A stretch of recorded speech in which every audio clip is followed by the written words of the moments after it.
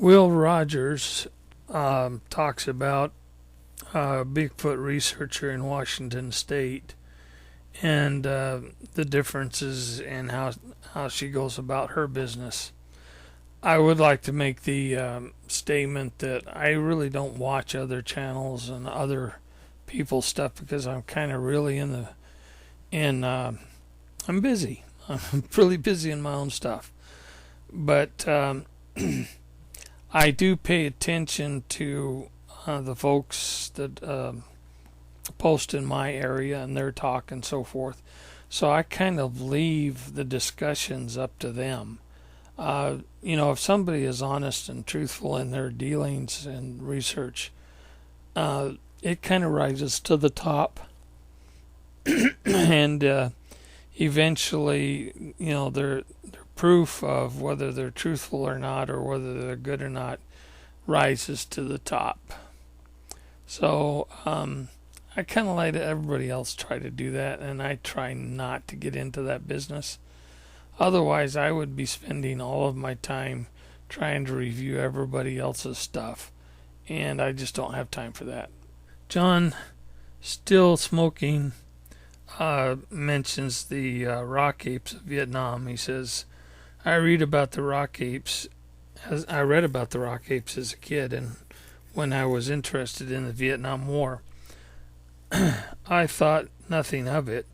I have even read first-person accounts of that stated that personnel had been killed. Yeah, when I was in Southeast Asia, I had heard quite a bit about the rock apes also, and how sometimes a squad would run into them when they're out doing reconnaissance or something like that, and the squad would end up having to fight for their lives. However, I didn't pay much attention to it at that particular time. I was in the military. I was kind of busy loading bombs and bullets, and wasn't ready to think about that kind of stuff because I was not a Bigfoot believer. But yeah, there are stories out there, and I would really like to hear from soldiers that served in Southeast Asia. I would like to hear their stories if they have any about the rock apes. I would like to get that out to the public. So if you know anybody, encourage them to contact me, and I would either accept an email from them or an interview, a telephonic interview or something like that.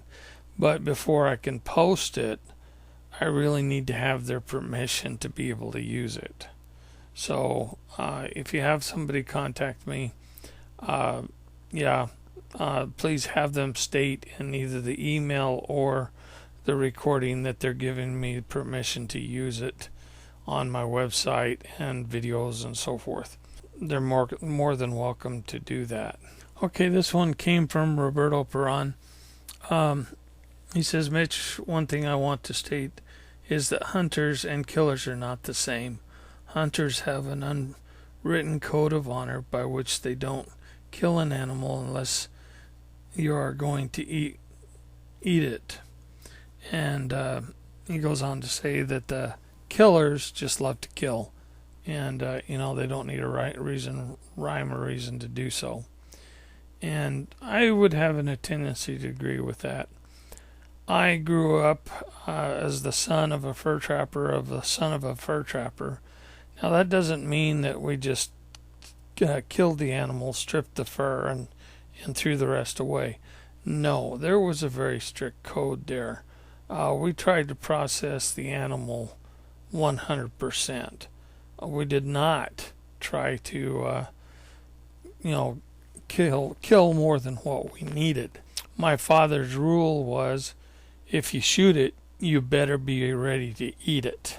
I grew up with that. And he also had another rule that I tried to live by, was that he didn't gut shoot or butt shoot anything.